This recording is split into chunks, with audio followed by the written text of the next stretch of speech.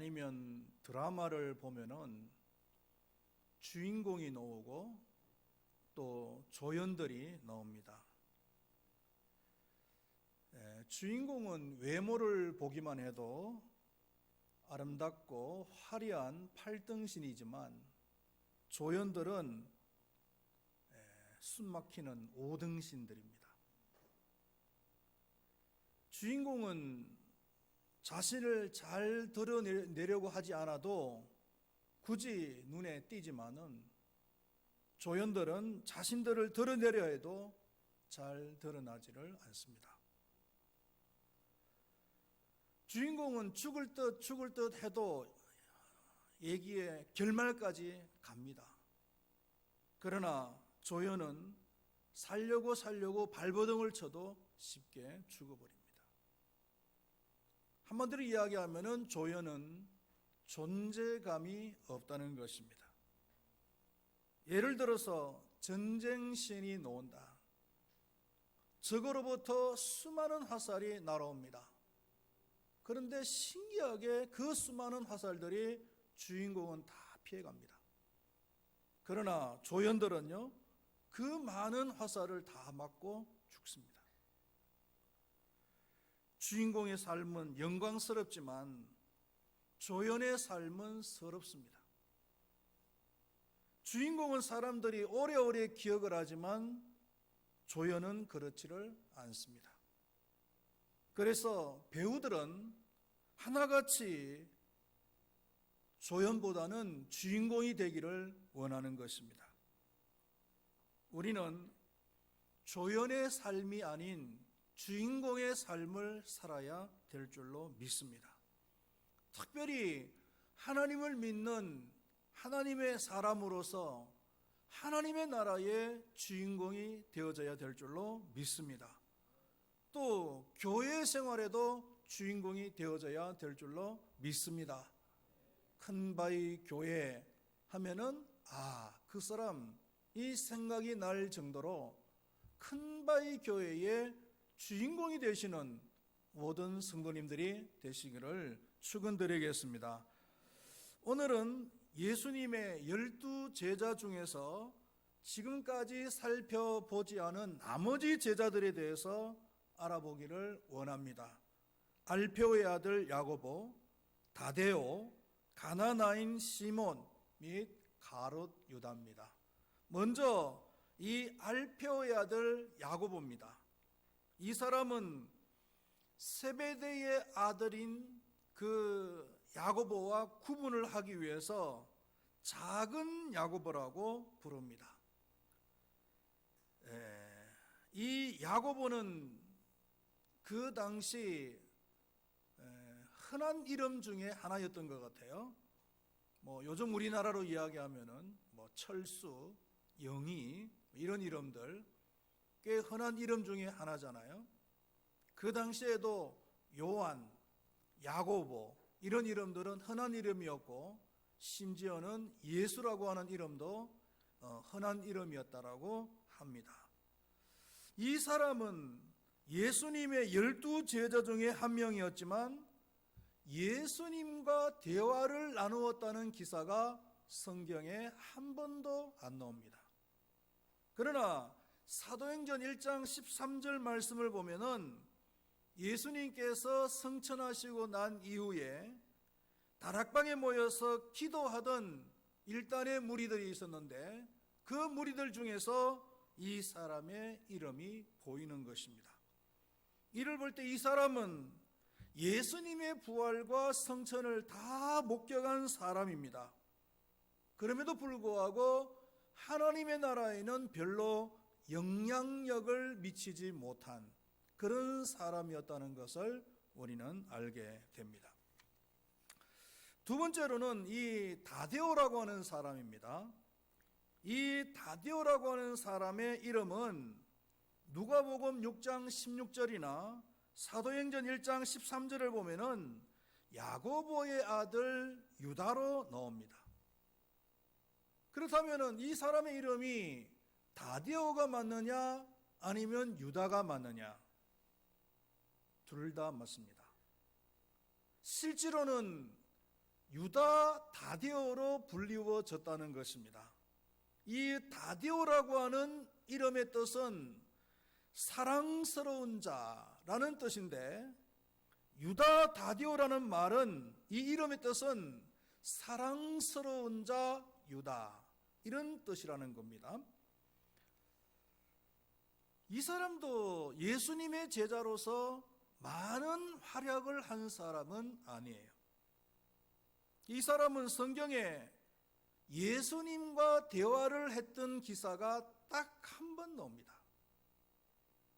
요한복음 14장 22절 말씀에 보면은 가룟인 아닌 유다가 이르되 주여 어찌하여 자기를 우리에게는 나타내시고 세상에는 아니하려 하시나이까.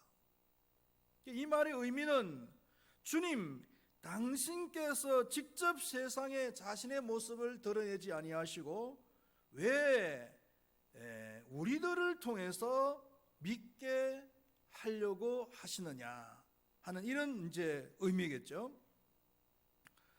이 말에 대해서 예수님께서는 23절과 24절에서 내가 나를 세상에 알리는 것이 아니라 네가 나를 사랑한다면 네가 나를 세상에 알리라, 이렇게 말씀을 하신 거예요.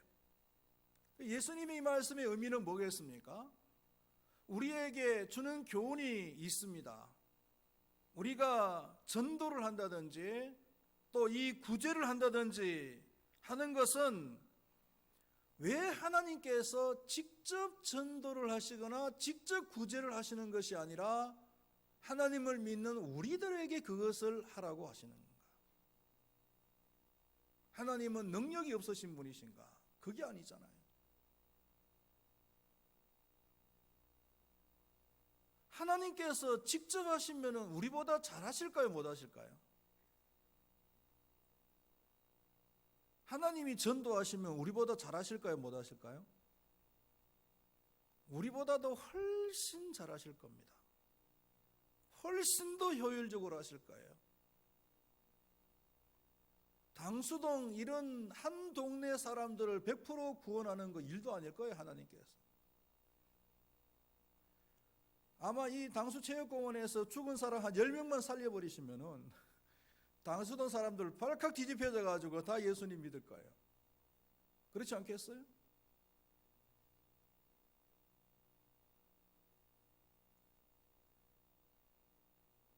만약에 이렇게 하나님께서 직접 다 해버리시면은요, 문제가 뭐냐 하면은 효율성은 있는데 재미가 없어요. 예를 들어서 우리 큰바위 교회에서 우리 성도님들이 많이 계시잖아요. 많이 계시는데도 목사 혼자서 청소하고, 목사 혼자서 밥 다 하고, 목사 혼자서 뭐 헌금 다 하고, 목사 혼자서 다 해버리면은 복은 누가 다 받습니까? 목사 혼자서 복을 다 받는 거예요. 그러면은 문제가 뭐냐면은 재미가 없단 말이에요.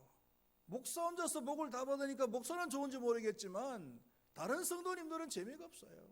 우린 뭐냐 이거예요. 그래서 하나님께서는 참 유머러스 하신 분이시다. 하나님의 계획을 이루어 나가시는데, 하나님의 교회를 통치하시는데도 유머러스하게 재미있게 통치해 나가신단 말이에요. 하나님 혼자서 다 하는 것이 아니라 모든 사람들에게 역할을 주시고, 그리고 모든 사람들이 하나님의 계획에 쓰임받기를 원하시는 거예요. 그래서 모든 사람들이 다 복을 받기를 원하시는 겁니다. 할렐루야. 이것이 하나님의 유머예요. 다데오는 이걸 몰랐던 사람이죠. 세 번째로 나오는 사람이 가나나인 시몬이라고 하는 사람입니다. 이 가나나인이라는 말의 의미는, 이게 아람어인데요, 열신당원이라는 뜻입니다. 다른 성경에서는 셀로신 이렇게 되어 있어요. 열심당원이라고 하는 뜻인데, 이 열심당이 어떤 사람들이냐는 것을 여러분들이 조금 알 필요가 있습니다. 이걸 알아야 성경을 이해하는 데 많은 도움이 됩니다. 열심당원들은 극단적인 민족주의자들이에요. 정치적인 집단들입니다. 민족의 해방과 자주를 열광적으로 부르짖는 집단이에요. 그래서 이것을 위해서라면은 폭력이나 살인이나 아니면 방화도 불사하는 그런 사람들입니다. 우리나라로 따지면은 7, 80년대에 민주화 운동을 하던 사람들이다 라고 생각을 하면 되셔요. 그 사람들은 자신들의 그 목적을 이루기 위해서 화염병을 만들어 가지고 그 화염병을 던져서 사람들을 다치게 만들고 건물을 불태우고 파출소를 불태우고 그렇게 했지 않아요? 굉장히 폭력적이었어요. 이 열심당원이 그 유명한 항전이 하나 있는데요, 마사다 항전이라고 있습니다. AD 66년도에 이 열심당원이 중심이 되어진 유대인들이 로마 정권에 반기를 들었어요. 그래서 로마 정권은 타이투스라고 하는 장군을 파송해서 이 반기를 진압하려고 했습니다. 그래서 이 열심당원들은 어디로 피신을 갔느냐 하면은 마사다 요새로 피신을 갑니다. 이 마사다는 사해 근처에 있는 정말 깎아 만든 듯한 그런 요새입니다. 그 요새로 피신을 가서 1년 동안 버티는 거예요. 결국은 로마에 점령당할 위기에 처해지자 서로 투표를 합니다. 투표를 해가지고 누가 먼저 죽을 것이냐 해서 서로 다 죽이고 난 뒤에 마지막 사람은 자결을 해버리는 거예요. 로마 군인들이 그 마사다 요새로 올라갔을 때는 시체들밖에 없었어요. 지독한 사람들이죠. 이런 지독한 정치적인 집단에 속해 있던 이 시몬이 왜 예수를 따랐느냐 하는 거예요. 이 사람이 예수님의 능력을 본 겁니다. 예수님의 능력을 보니 언젠가는 저 능력을 빌어서 로마의 정권을 물리치고 자주 나라를 갖다가 회복해야 되겠다라고 하는 이런 소망을 가지고 있었던 거죠. 그런 기대감을 가지고 예수님을 따랐던 거예요. 그러나 예수님의 방법은요, 그 사람들이 서는 방법하고 달라요. 그 사람들은 폭력을 일삼았고 살인을 일삼았지만은, 그러나 예수님의 방법은요, 사랑의 방법이고 화해의 방법이고 용서의 방법이었어요. 섬김의 방법이었어요. 그 사람들이 가지고 있었던 그 방법하고는 전혀 다른 방법이죠. 예수님께서는 이런 사람일지라도 물리치지 아니하시고 자신의 제자로 받아주신 거예요. 여러분, 우리가 예수님을 믿고 예수님의 그 제자가 되어서 예수님을 따르기로 작정을 했으면은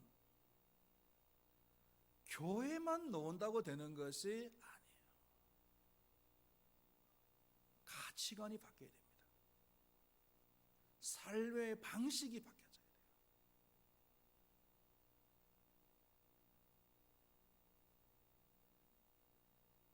가치관이 안 바뀌고 삶의 방식이 안 바뀌어지면 그 사람은 진정한 성도라고 할 수가 없어요. 단순한 신자에 불과한 거예요. 기독교 신자, 교회 다니는 신자, 교인.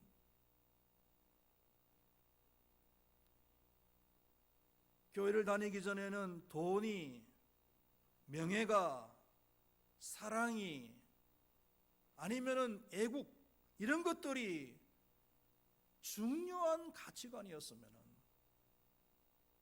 이제는 하나님을 믿고 하나님의 제자가 되었으면은 그것이 그 삶의 최고의 가치관이 되면 안 된다는 거예요.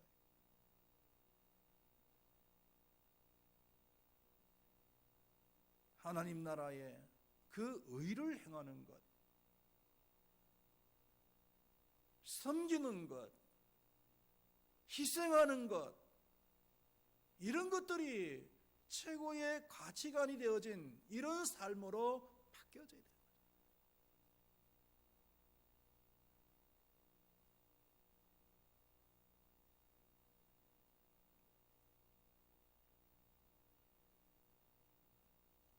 이 셀로신 시몬은요, 예수님을 3년 동안 따라다니면서도 이 가치관을 안 바꿨어요.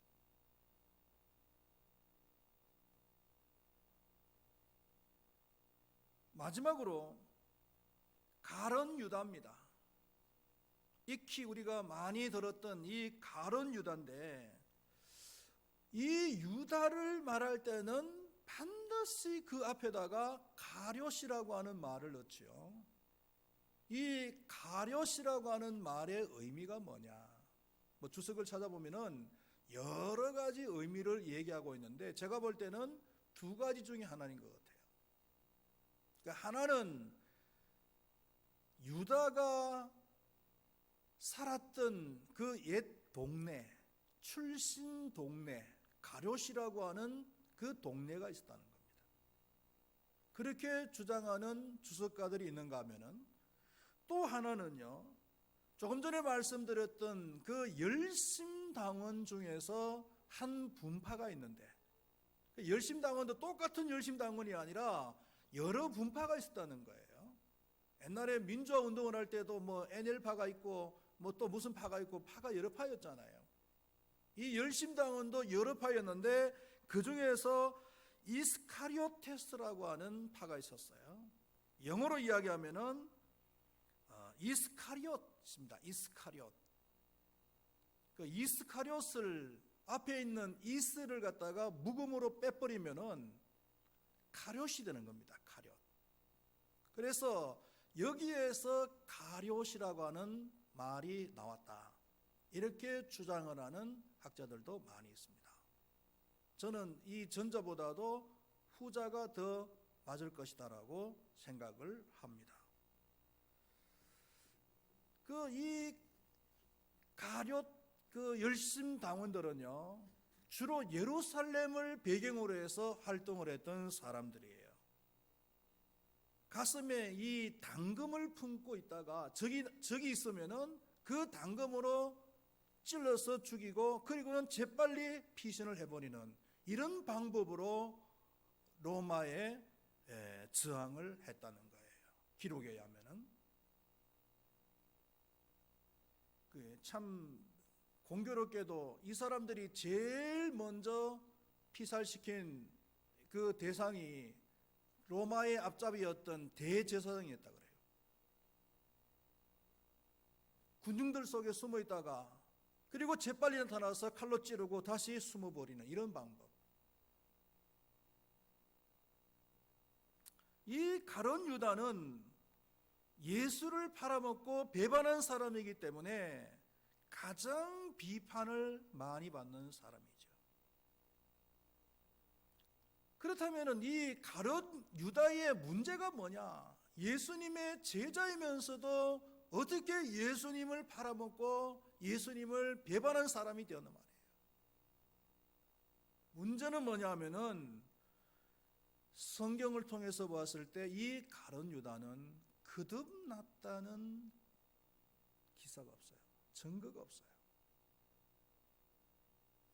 그리고 예수를 판 이후에도 회개를 했다는 이야기가 없어요.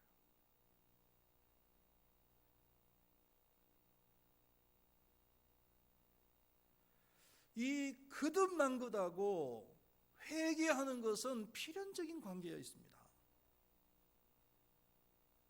거듭나고 구원받은 사람은 일시적으로 죄를 지어도 다시 회개하고 하나님께로 돌아오게 되어 있어요.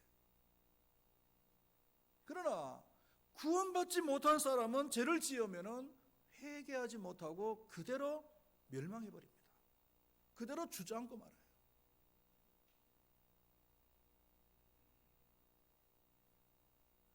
이 유다는 예수님의 능력을 믿었어요.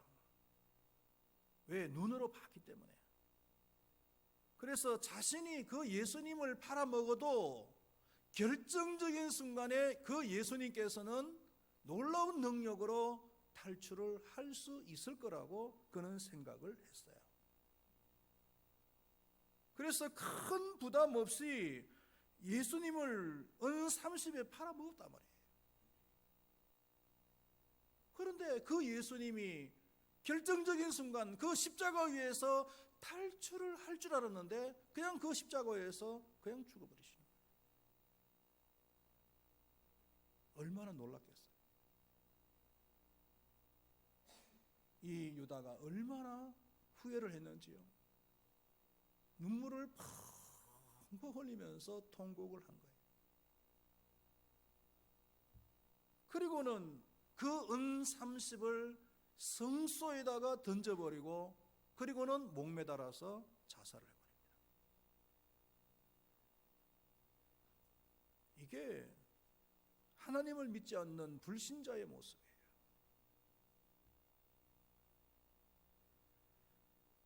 하나님을 진정으로 믿고 구원받은 사람이라면요, 자신의 잘못을 깨달았으면, 자신의 실패를 깨달았으면 어떻게 되겠습니까?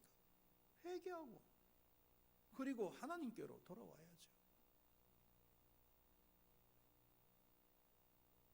여러분, 누가복음 15장에 보면은 탕자의 얘기가 나옵니다.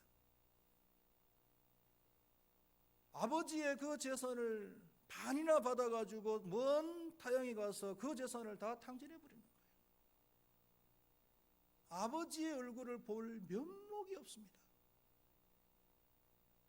탕자는 생각하기를 내가 더 살아서 뭐하냐 하는 이런 마음으로 만약에 자살을 해버렸다면 이건 이 탕자는 분명히 불신자예요. 그런데 이 탕자는 어땠습니까? 아버지 볼 면목은 없지만 그러나 아버지는 사랑이 많으신 분이고 너그러우신 분이시고 얼마든지 나의 이런 꼴을 그대로 다 받아주실 것이다 라고 하는 그 생각이 있었기 때문에 아버지께로 달려간 거잖아요. 그리고 자기의 잘못을 고백했잖아요. 회개했잖아요.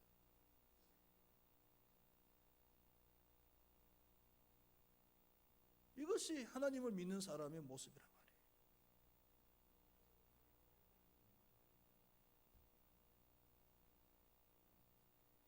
교회를 다니는 사람에게 있어서 제일 중요하고 확인을 해야 될 것이 있다면 내 영혼이 거듭났느냐, 내가 구원받은 사람이냐 라는 것을 확인하는 것이 가장 중요해요. 한번 물어보겠습니다. 여러분들 거듭나셨어요? 구원받으셨어요? 지금이라도 죽으면 천국 갈 수 있습니까? 여러분, 교회 와서 봉사하고 교회 와서 헌금하고 이런 것이 중요한 게 아니에요. 그것보다 훨씬 더 중요한 것은 내 영혼이 거듭나느냐, 내가 정말 구원받았느냐, 내가 지금 죽어도 천국에 갈 수 있느냐라는 그런 확신을 가지는 것이 그게 중요한 거예요.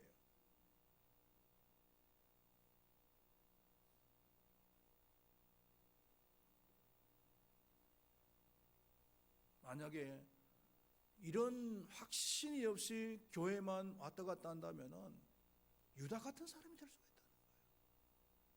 유다는 예수님의 제자가 되어서 3년 동안 열심히 따라다녔지만 그러나 확신이 없어요. 결국은 불신자의 모습을 나타내잖아요.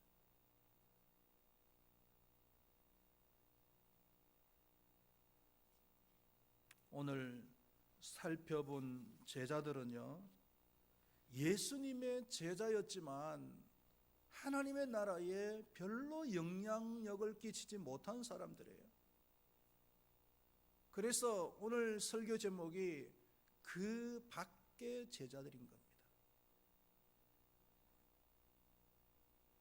심지어는 하나님의 나라에 선한 영향력을 끼치는 것은 막론하고 악한 영향을 끼친 사람도 있잖아요.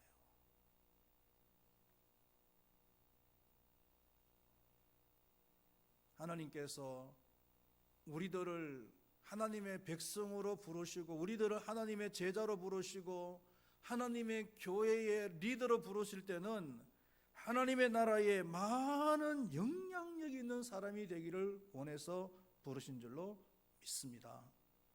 할렐루야. 여러분, 하나님 나라의 주인공이 되시기를 바라겠습니다. 주연이 됐어요. 큰바위 교회의 주인공이 되시기를 바랍니다. 그래야 기억이 되는 거예요. 주인공이 기억이 되듯이 우리가 하나님의 이 교회에서 주인공이 되어질 때에 하나님께서는 기억하시는 거예요. 작년 가을에 우리 교회에서 단체로 야유회를 가면서 김제 그 무슨 교회입니까? 금산교회를 방문했잖아요. 김제 금산교회가 역사가 100년이 넘는 교회입니다. 100년이 넘는 교회인데 김제 금산교회 하면 누가 떠오릅니까? 조덕삼 장로님.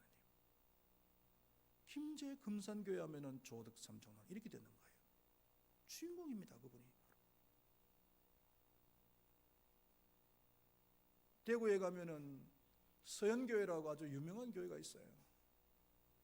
뭐 타지에 있는 분들은 잘 모르겠지만 그 서현교회가 교회를 건축을 몇십 년 전에 했는데 건축을 그 당시에 순수하게 돌로 우리나라에서 제일 좋은 돌, 저 논산 쪽에 있는 그 돌을 기차를 갖다가 전용을 해가지고 옮겨가지고 동양에서 아시아에서 제일 큰 교회로 지은 교회예요.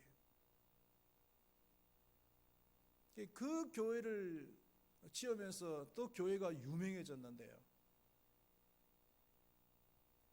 그 교회가 유명하게 되기까지는 정규만 장로라고 있습니다.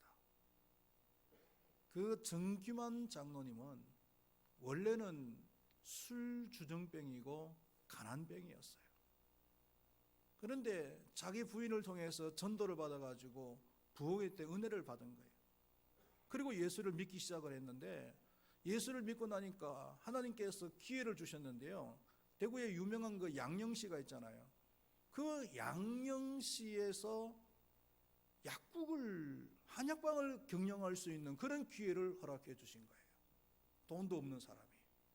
그런데 이상하게 그 약방에만 가면은 병이 나요. 아기를 못 낳는 사람이 오면은 약을 지어주면은 아기를 낳아요. 소문이 그렇게 나는 거예요. 그런데 옛날에 그 우리 장질부사라는 게 있었잖아요. 그 유행병인데 장질부사가 대구를 중심으로 해서 경북 지역에 유행으로 전염이 됐던 적이 있었어요. 그런데 기가 막히게요. 그 약방에 와가지고 약을 지어서 먹으면 다 낫는 거예요. 그런데 다른 약방에서 먹으면 안 나. 그래서 약이 모자라가지고요. 옆집에서 빌려가지고 약을 지어서 주면은 나는데 그 집에서 또 지어서 주면 안 나. 그러니까 손님들이 그 약방에 다 몰려드는 거예요. 돈을 얼마나 많이 벌었겠어요.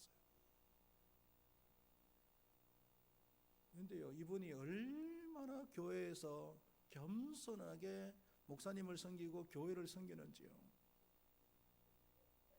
교회를 평균적으로 5, 60개 정도는 섬겼대요. 다른 교회에 후원금을 보내준 거죠. 그리고 신학생들을 수백 명 신학생들을 도왔다는 거예요. 그리고 목사님하고 신방을 가면은 그 목사님이 나이가 아들과 같은 나이래요. 신방을 가면은 꼭 목사님의 가방을 갖다 자기가 드는 거예요. 그러니까 목사님이 어쩔 줄을 모르는 거죠. 아이고 장로님 이러시면 안 됩니다. 사람들이 봅니다. 이렇게 이야기하면 그 장로님이 뭐라고 얘기했냐면은 목사님 사람들이 봐야 됩니다. 이건 목사님이 얼마나 귀하신 분이라는 것을 사람들이 알아야 되는 거예요. 이러면서 그 연세 드신 장로님이 가방, 젊은 아들과 같은 목사님의 가방을 들고 신방을 다니는 거예요. 그리고 건축을 할 때도 자기의 전 재산을 다 헌신을 해가지고 교회를 친 거예요. 그리고는 뭐 교회를 건축한다 그러면 온 교회가 다 그때는 비상이잖아요. 목사님도 전 재산을 다 헌금을 하고 나니까 목사님도 굉장히 경제적으로 어려울 때인데, 정말 먹을 식량조차도 없을 정도로 그만큼 어려울 때예요. 그런데 새벽 기도에 나가니까 그 앞에 목사님이 기도하는 그 자리에 누른 돈 뭉치가 있는 거예요. 누가 보내는지도 몰라요. 그래서 한 금액이 한 달을 먹고 살고도 남을 정도예요. 또 한 달쯤 지나면은 또 그 돈 뭉치가 있는 거예요. 이 심정은 가는데 물정이 없잖아요. 심정은 누구예요? 그 장로님이 분명히 이거 갖다 놨을 것이다. 그래서 한 번은 새벽 기도 시간에 일찍 나가서 몰래 이렇게 숨어서 봤답니다. 아니나 다를까 그 장로님이 돈 뭉치를 가지고 와서 목사님 그 자리에 갖다 놓더래요.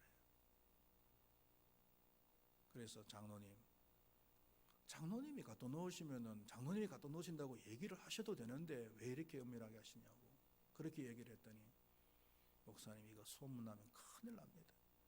잘못하면은 정장로가 목사님 먹여 살렸다라고 하는 이런 소문이 나면은 어떻게 되겠냐고. 그러니까 교회 안에 그런 소문이 나면 안 되니까 절대로 이거는 비밀로 하셔야 됩니다. 이렇게 목사님을 섬겼다. 이런 소문들이 아름아름 대구 지역에 퍼져가지고요, 그 불신자들이 얼마나 그 교회에 많이 모였는지. 한때는 대구에서 제일 큰 교회였어요. 목사님의 설교가 유명해가지고 교인들이 몰려드는 것이 아니라 그 장로님의 인격과 장로님의 그 섬김을 통해서 전도가 이루어져요. 그래서 지금도요, 그 서현교회가 역사가 아주 오래된 교회지만 서현교회 하면은 정규만 장로 이렇게 됩니다. 그 교회의 주인공이에요. 수많은 목사님들이 다녀가고 그 서현교회에 수많은 성도들이 있는데도 불구하고 서현교회 하면은 정규만 장로 이렇게 되는 거예요.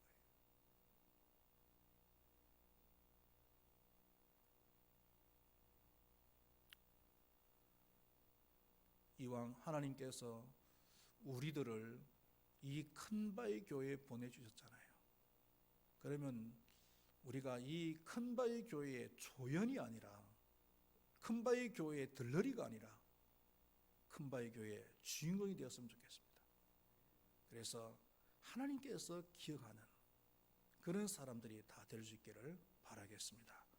기도하겠습니다. 하나님 아버지, 오늘 예수님의 12제자 가운데서 나머지 4명의 제자들에 대해서 나눠봤습니다.